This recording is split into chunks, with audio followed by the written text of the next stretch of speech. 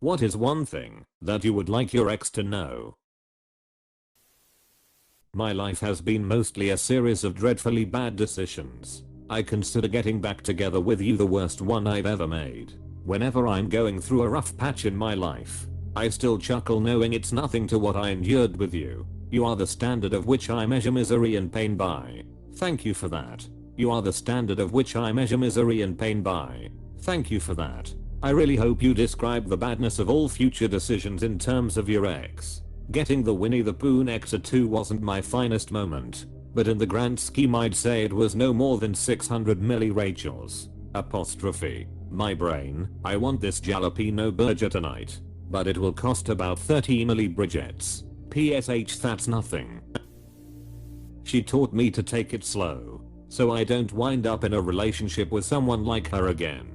Woo, this is how I feel about my recent ex too. He taught me that time will show who a person truly is. Same net for me, but also learning when to invest the time and when to cut your losses. I've learned that people really do tell you who they are. We just don't always choose to see or hear it when they've caught our attention initially. I will never justify or talk myself out of someone else's crazy again. Red flags mean run, not walk, and I don't need to wait for confirmation. I don't owe anyone my time. Name checks out. That she's not a bad person, but she needs help. Mental illness that she never was willing to get effective help for caused my ex-GF to do some exceptionally hurtful things. She has a good heart, and I wish her the best, but I also hope I never see or hear from her ever again. AWW man, it's too early to have me in my feelings today. Fuck. Oh man. I hope your day rocks. I went through the darkest times because of that situation, but the sun is rising on a beautiful day and I have a date with a girl I've liked for a while and a party tonight with friends. I try to reach out and make new friends and reinforce and rebuild good friendships that have gotten kind of lost in the race of life. It felt good for me to forgive. In a sense, I don't condone what she did and would never entertain the idea of getting back together. But I also have been able to let go of the sense of injustice and the bitterness of betrayal. If anything, I've learned that it is far better to be alone than it is to be with someone who makes your life miserable and destroys your self-esteem. It's easier to just take relationships slowly but deliberately and not rush headlong into something you haven't really honestly explored and evaluated.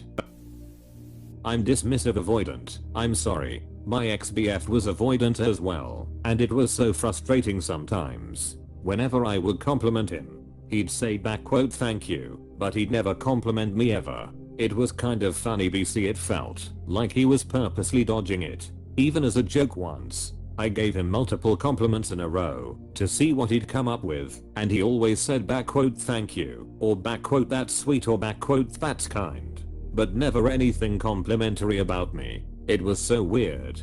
He'd also never say back quote I love you first, never hold my hand first, never reflect on the cute things I did. I'd always talk about the cute things he would do, and his hobbies were always his first priority. No compromising, no budging, nothing. Then, after we broke up and were reflecting on the relationship, he said that at one point, he thought I was the one.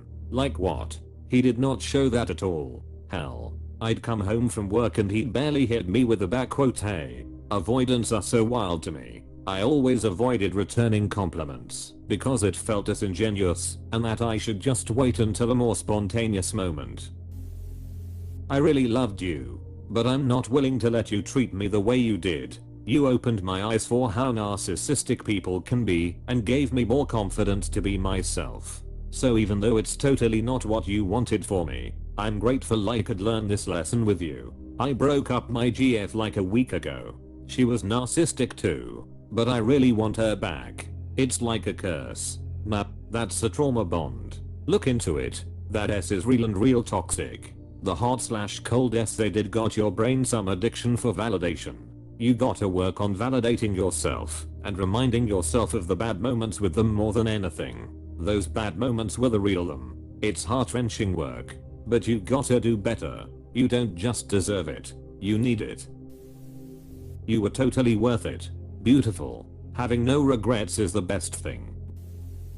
She would not be my ex per se. She is my deceased wife. I would like her to know I'm happy in life and no longer feel guilty of moving on in life, and that I think about her at least once per day. I'm so sorry for your loss. I think she would be happy for you. I know she would be. She told me to be happy not long before she could no longer talk. Made me promise her I would.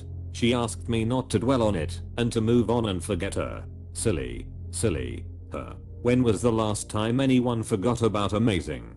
But somehow I managed to capture lightning in a bottle twice. I remarried to another amazing woman.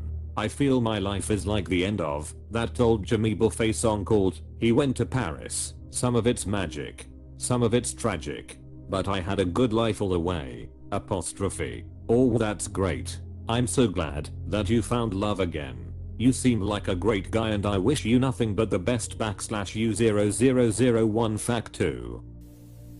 You absolutely destroyed me. Cheating was one thing, but twisting the truth to turn my own friends against me is another thing entirely. When I needed friends more than anything, you left me feeling more alone than I had ever felt. You drove me to almost suicide, whilst you were living with your new fella with a baby on the way. I'm in no way the man I was before I met her, and I can never go back to who I used to be. If I could go through life without seeing you again, I can die a happy man. I'm so sorry. That sounds awful. I'm happy that you're still here, and I really hope that you are doing better.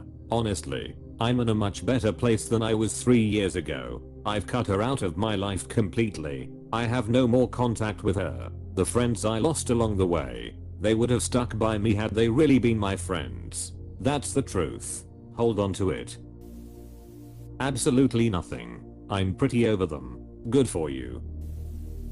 That I hope she's having a good life. I am. I'm still in touch with my ex. We were best friends. Just no good as a couple anymore. I think it makes us both feel relieved to know the other is happy now. It's actually pretty fantastic to see that now we are both living lives we actually want instead of both sacrificing.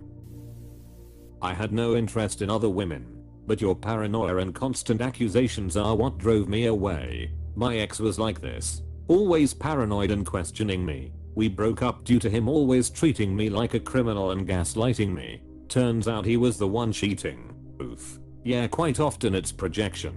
Sorry you went through that. It's been just over 5 years, and I'm happy to say not only did I learn and grow, but for the past 4.5 years I've been in a relationship so healthy it's sickening.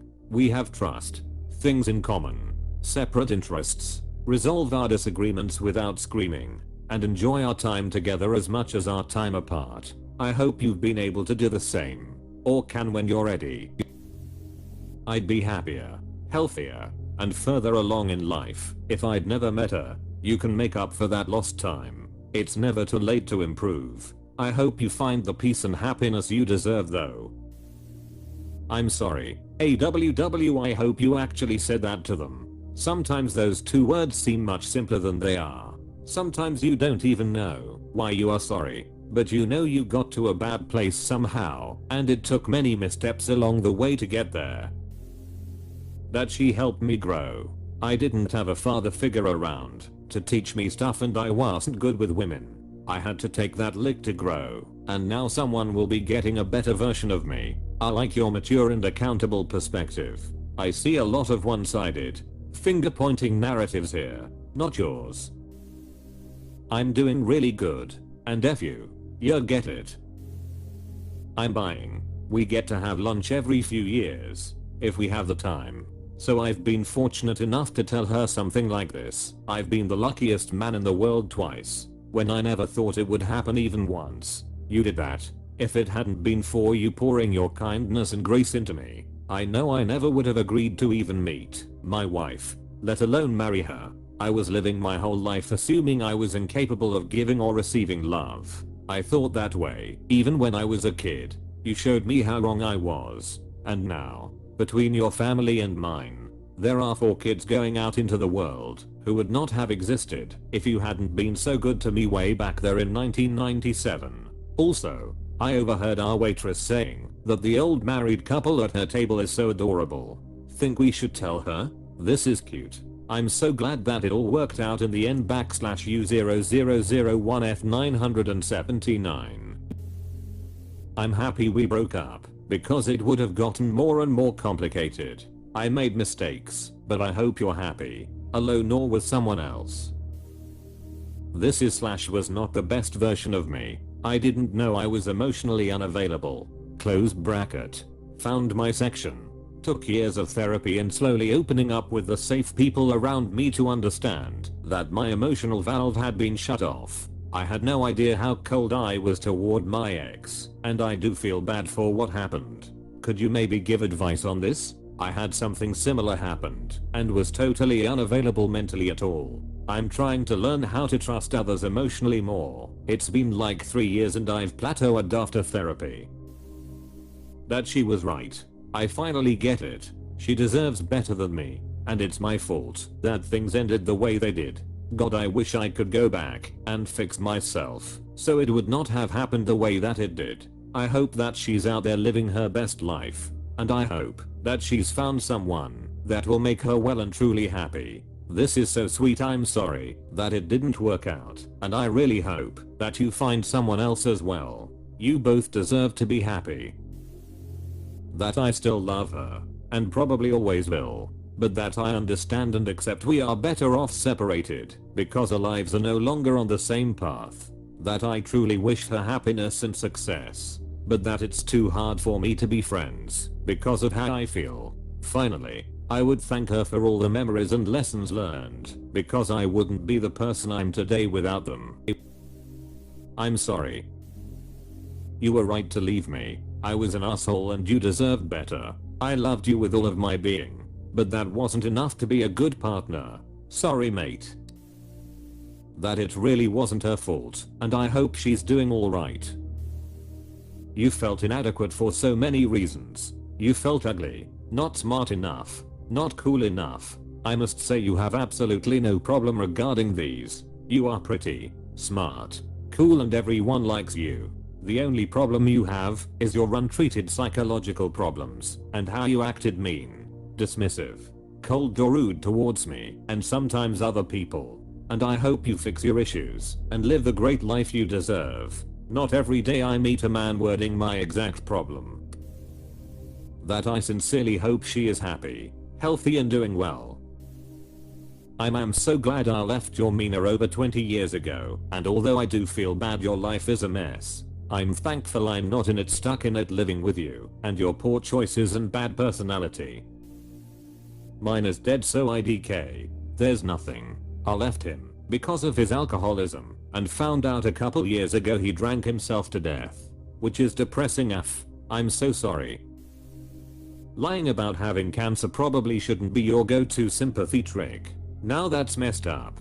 Please tell me how you found out that they were lying. Oof, okay, long story. He lived half an hour away and we were 15. We had no jobs or cars, so we relied on our parents to take us to each other every other week or so. We were together for a year and he had told me small lies that I caught on to and called him out on, but I was naive and blew it off afterwards. Finally he told me he found out he has cancer. It was believable for a few reasons. Some being, his dad actually died of a brain tumor. He could list medications we was supposedly taking. He went into detail about how the treatments were performed, and he went from long hair to a shaved head. The lie went on for probably the last 6 or so months of our relationship. Turns out my parents saw his uncle that he lived with at the store and began talking about ex's cancer. Uncle was stunned and said, "What? He doesn't have cancer." I got diagnosed with cancer. So X was taking in all of this information from his uncle and relaying it to me as if he was the one dealing with it. My parents and his uncle got us all in one room and it was quiet for a minute. Then my dad says, "So, how's the cancer going for ya?" And X's head immediately shot down onto the table. Wouldn't look at anyone. Didn't want to talk. Wanted to leave, but couldn't because his uncle was his ride. After the meeting was over he went home. And I didn't talk to him for a few days, even though he was begging to talk. So I dumped him over the phone and gave his ass back in a torn up garbage bag. Oh my god. This has to be one if the worst things I've read today. What?